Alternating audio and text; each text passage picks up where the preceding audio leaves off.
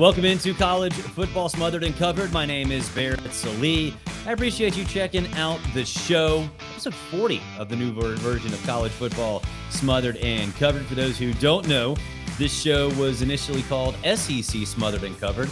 Got shut down in 2018 for reasons I'm still upset about, but we brought it back in February, and we are going all over the nation, and especially in the middle of the country. A lot of Oklahoma talk in today's episode of College Football Smothered and Covered. Chris Plank from the Sooner Radio Network, KREF, and SiriusXM as well. My colleague over there will join us in a little bit to talk a little Oklahoma, talk a little SEC, talk a little Big 12, because he knows all about the Big 12 as well. But like I say, every single edition of this show, give us a follow, give us a like, spread the word.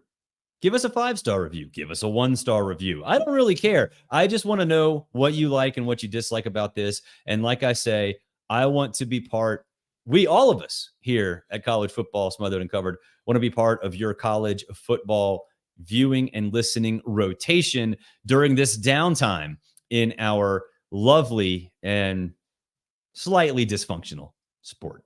We love it here. Speaking of love, you're going to love BreakingT.com.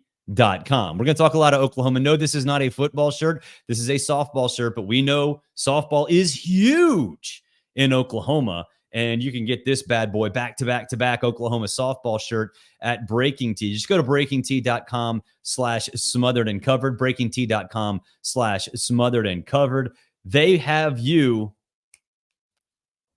covered. See what I did there?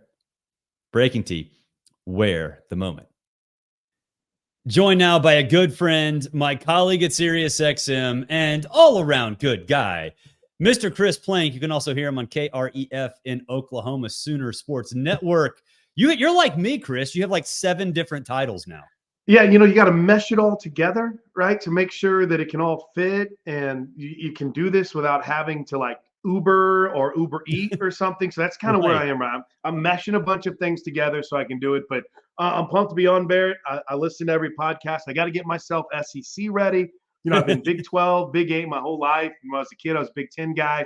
So now I'm getting my mind and my mentality SEC ready for the Sooners in 24. Yeah, it should be a lot of fun. I guess let's go backwards through the last 3 years. It stunned all of us at SEC Media Days. I remember that day back in 2021. It was like mass chaos. It was total chaos at the Winfrey. From that point to now, how have you seen the program, not just the football team, but the entire athletic department change in preparation for what is, in my mind anyway, the biggest move, the biggest news story, the biggest development in Oklahoma history? Yeah, it's huge. It's massive. It's funny you talk about the day you guys were at SEC Media Days.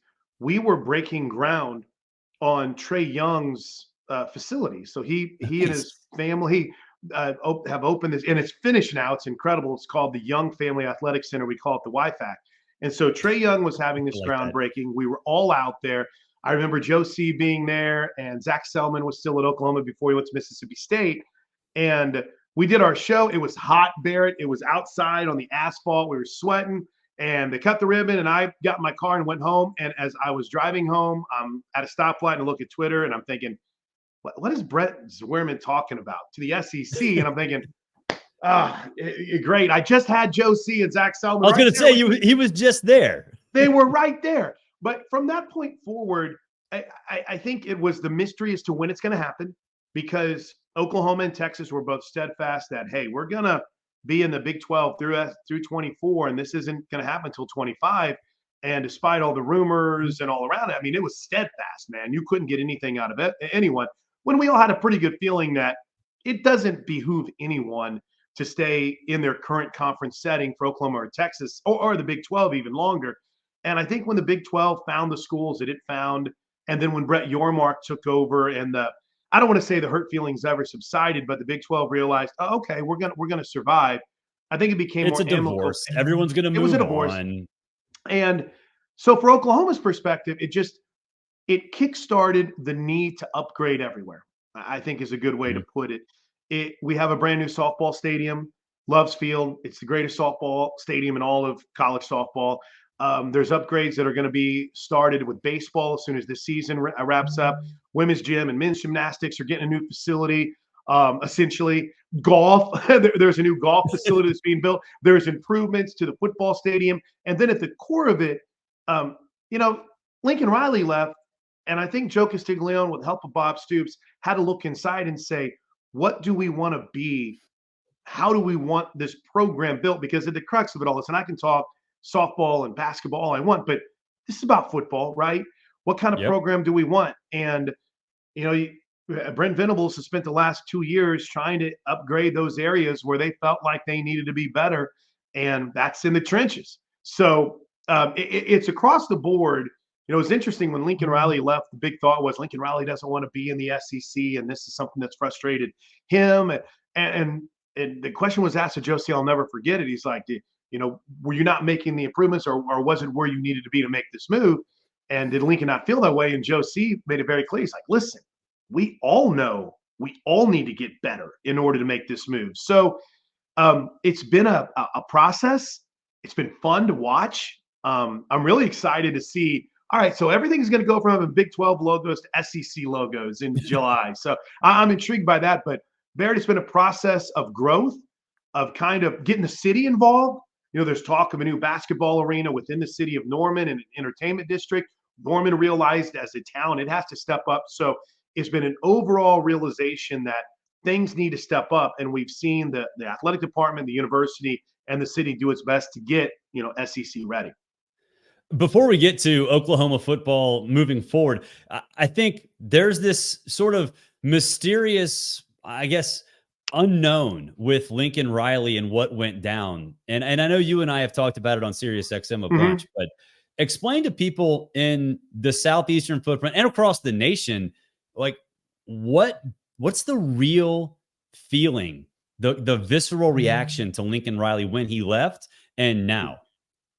Well, he's a snake, and he was afraid of the challenge. No, I think, you know, this whole process was pretty wild. If you just go back to when Bob Stoops made that decision in 2017, in what was it, June, that he was moving on, it was a shock. You know, Bob Stoops had been Oklahoma football, brought it back from the depths of despair and embarrassment, and made them not just the national champion, but a power, you know. And I don't know, maybe this is just me. I don't know if Lincoln was ever truly comfortable with being in that shadow.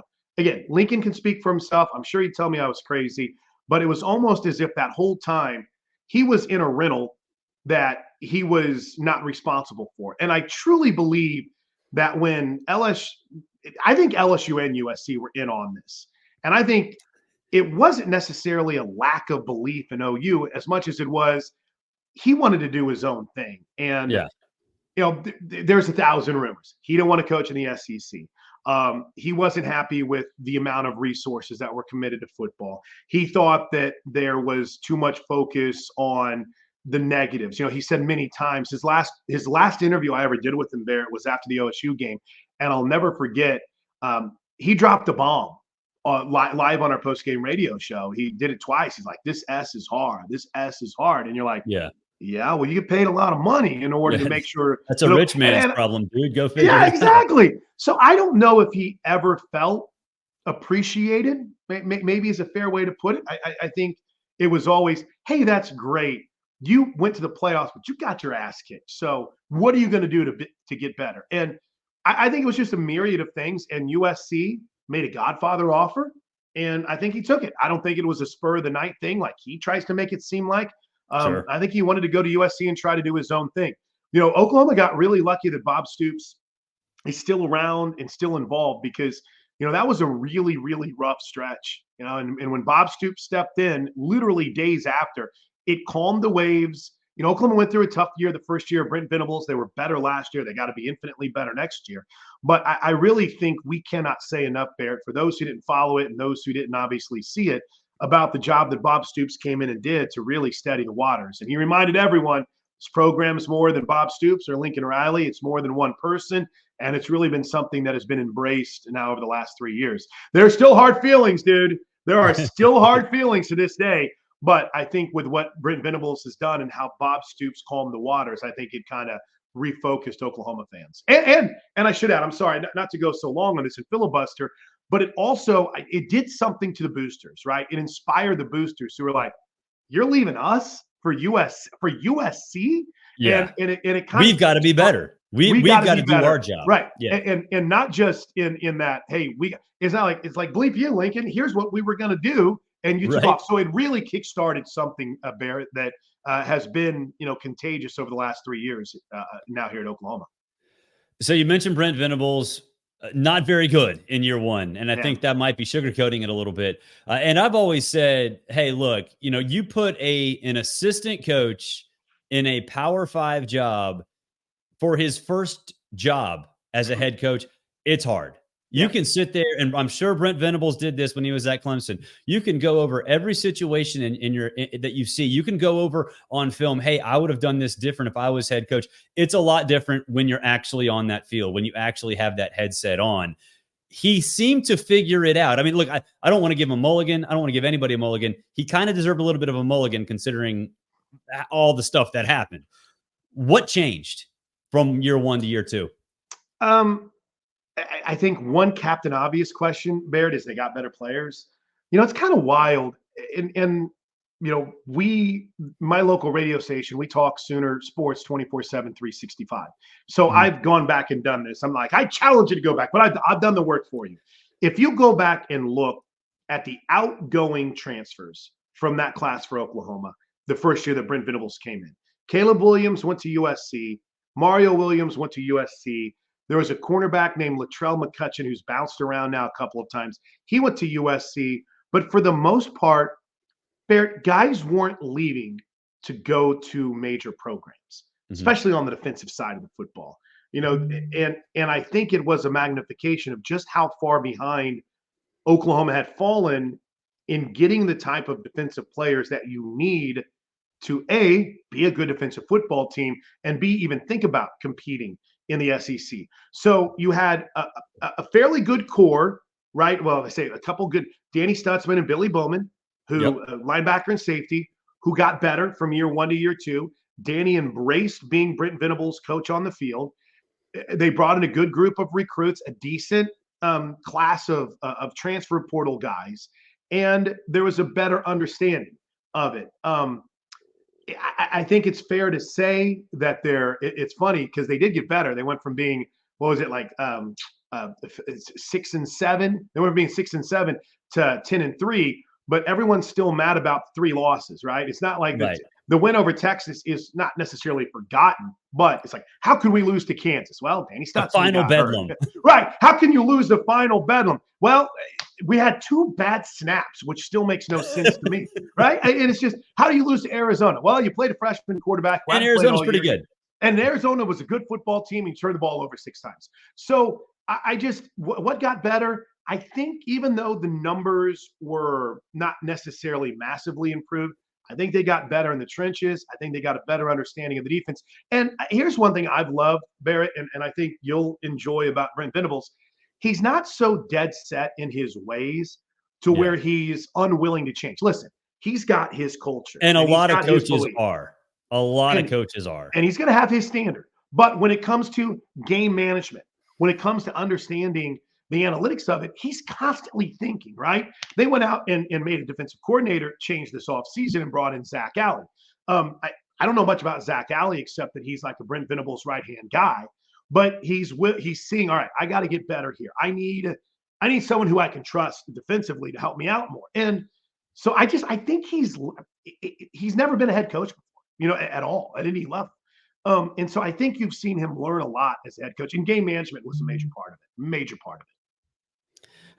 There's going to be a lot of love, or at least Heisman pub for Jackson Arnold. And obviously coming out of into a new offensive scheme, into a new conference, that's a lot to deal with, right? Yeah. That is a lot to deal with. And I've kind of gone back and forth with this. And I'm not saying that he's Johnny Manziel.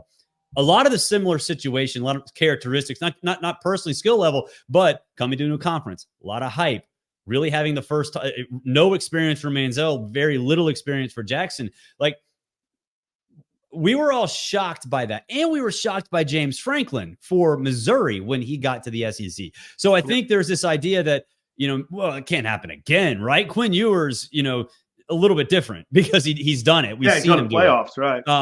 But for Jackson Arnold, it's like, I kind of like, okay, I'm not going to have any judgment. I know in our business, like you have to have hot takes, right? Yeah, like there has to be a hot take. You and better I don't want to. to.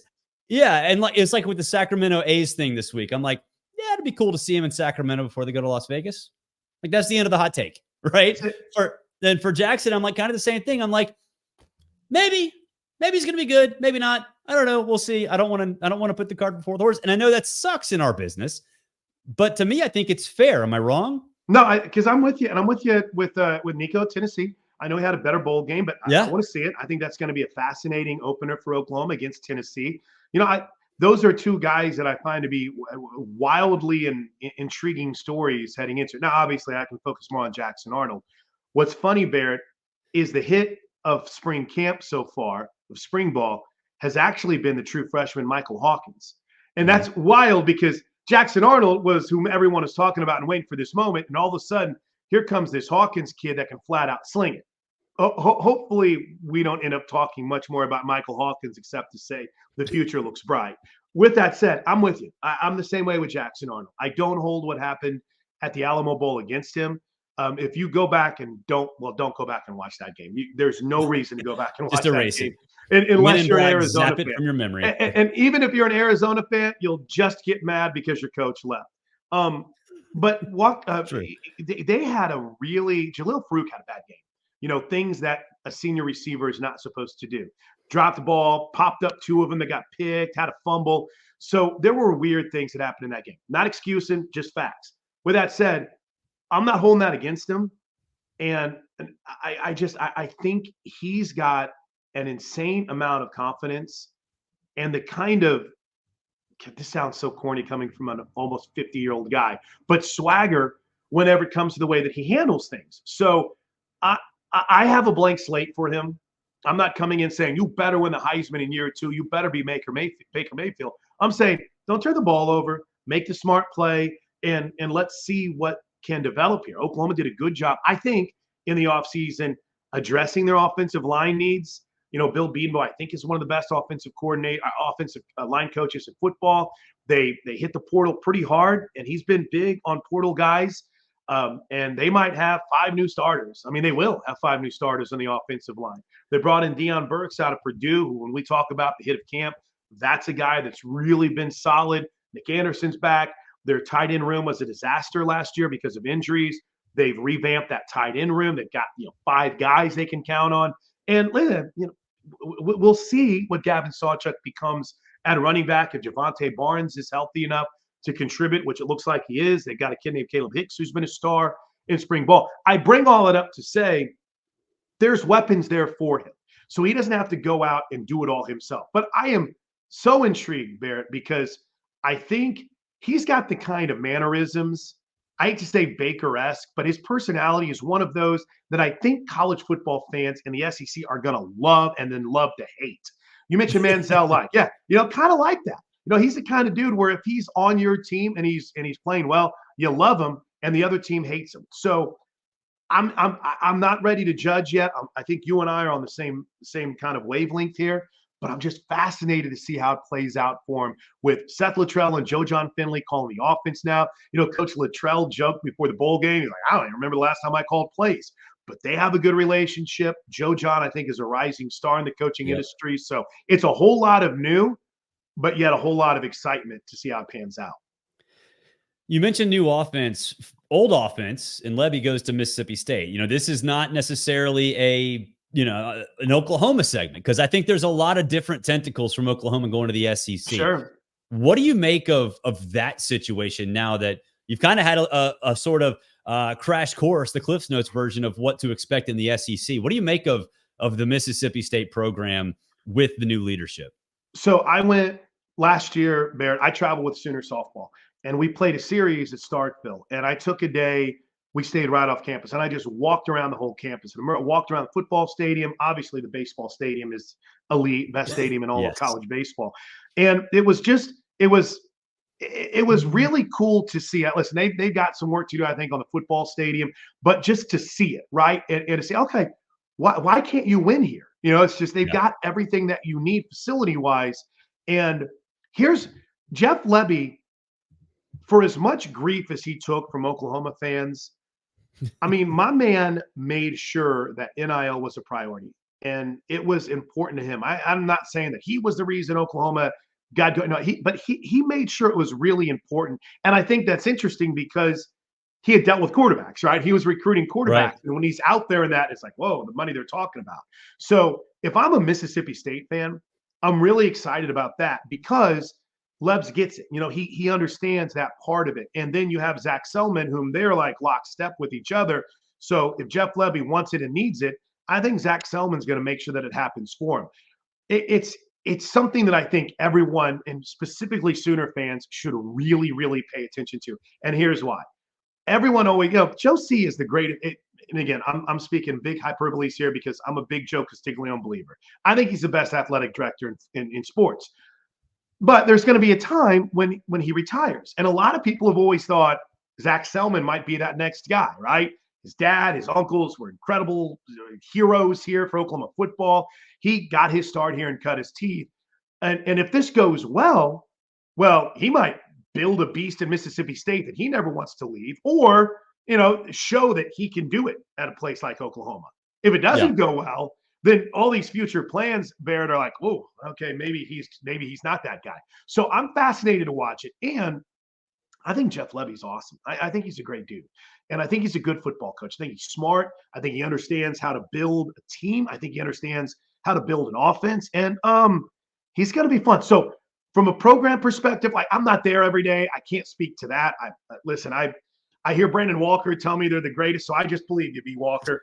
But in what they're doing, in the guys and the people they have in place, Barrett, I've seen these people work. I know what their MO is, and they've got a track record of success, and they're going to do everything they can to be successful at Mississippi State. I think Levy's going to be a rock star. All right, last thing, Chris. You're coming from the Big 12 into the SEC, but in my opinion, the Big 12 is probably the most fascinating conference in all of America because you had the 4 newbies last year. You had the 3 newbies coming in now. You have Texas and Oklahoma bailing. It's just all over the place. But from what you've seen from the Big 12 during Oklahoma's time there, what the hell's going to happen in football in terms of this season? Like, how do you handicap who's going to be good? Don't know. It's a great question. Give credit to Brett Yormark, who saw a vision and said, let's go. He's done a lot of very creative things. I referred to him on yesterday's show as the college football ninja because he does everything he does everything sneaky. And for now it's working, right? Let's see what happens in the new TV deal, which they'll negotiate here in a couple of years. But I think it will be kind of what it's been. Only, Kansas State's going to be good. Oklahoma State's going to be good. We'll see if Dave Aranda can get Baylor back going. I think the most fascinating place to me might be BYU, because I'd never been to BYU before, Barrett, and I went there for a football game, and it's got a chance to be a wildly successful home field environment in this league. It already is historically, but that place is loud. It's a unique setting. But I just, I want to see how things shift for like a Utah, because to me, Utah and Kansas State are very similar. I think Arizona's going to take some time. Obviously, Kenny Dillingham, I think he's going to do great things at Arizona State. But to me, I think it's going to be really interesting to see like Utah and Kansas State. And I think those are going to be 2 programs that are fighting. Lance Leipold sticking around at Kansas and getting Jalen Daniels back this year. Kansas, I was just on campus there last week, Barrett. They're doing some incredible things on campus. They really are. They're totally redoing their football stadium and their offices. So I don't know what to make of it. Mike Gundy, every year you don't think they're going to be any good. Next thing you know, you look up and they're right there in the conference championship race. But to me, the bigger question is, where will they fit in the pantheon, right? Yeah. SEC and Big Ten so powerful right now. Will the Big 12 and it's guarantee spot for the second place team in the 12-team playoff or whatever that looks like. But are we going to feel good about 2 teams getting in from that league? I think we might. Could they be a team that's saying, no, we deserve a 3rd team? Or will it be a league that will look at it and it's just not near that level of what's going on in the Big Ten and the SEC. I tend to think it's going to be really good, and I think it's going to be fun I do too. football. But the league of competition is what Gabe Ikard always says, and I think it'll play out next year. I think it's going to be fun next year and beyond. I agree 100%. Last thing, I know you're big into softball. For those Huge in the SEC who have maybe not done their studying on, I know this is a football show, but my daughter is an 8U star for the Ryan Park Battle Biscuits. So, I have to get my girls softball in there as well. Try to compare Oklahoma softball to a football team in the SEC. Georgia football. It's what it is. All right. It's a combination of Kirby and Nick Saban in one person, and her name is Patty Gasso. It's amazing. She is. I can't wait for people in the SEC to get to know her. I can't wait for SEC fans to hear from her. Here's the other thing too, Barrett. It's so unique that you have someone who is so successful in one sport and doesn't hold this grudge against football. So many times, they're like, oh, well, football. It's like, no, she understands we need football, right? And it's really cool. I could talk about it. I mean, I've filibustered enough on your show today, but I could talk about it all day. She's smart. She's got a great coaching staff. Her son JT's the hitting coach. Jen Rocha, who's been in the SEC before at Florida, is her pitching coach. She has a tie to seemingly every program in the SEC. Tim Walton in Florida coached with her.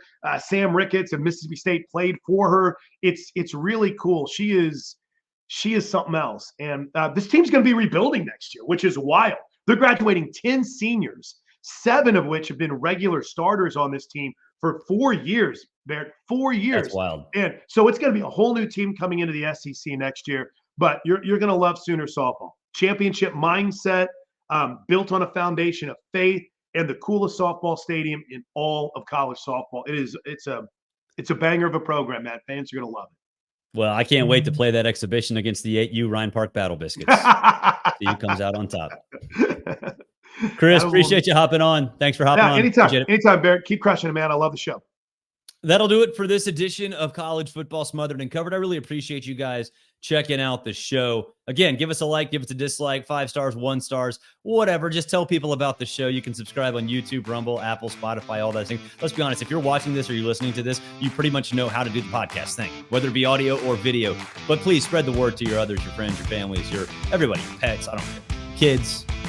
They got tablets. My kids have tablets. One of them doesn't have it for a little while, though, because so that tablet's gone for a little while. She was not too happy about that. Weekend Feast coming up on Saturday morning.